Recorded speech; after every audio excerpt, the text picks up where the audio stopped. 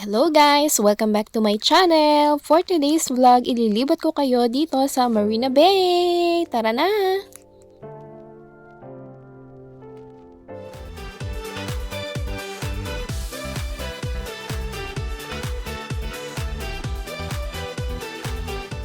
Nakakita na ba kayo guys ng nagtataasan at naglalakihang building?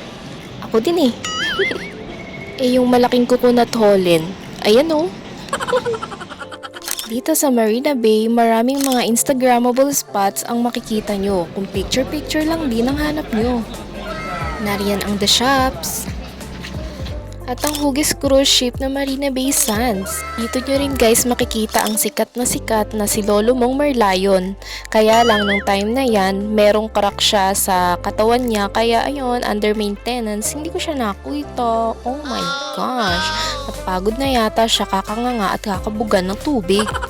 Pwede rin kayong guys mag-selfie dito sa may Marina Bay, sa Helix Bridge, tsaka ayan ang Art Science Museum.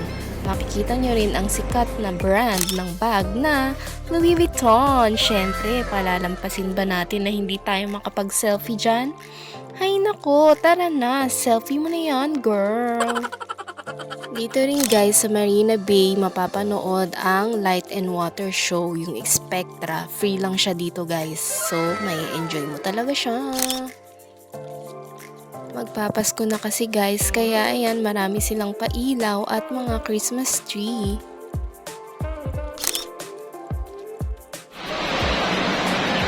Sa The Shops, Marina Bay.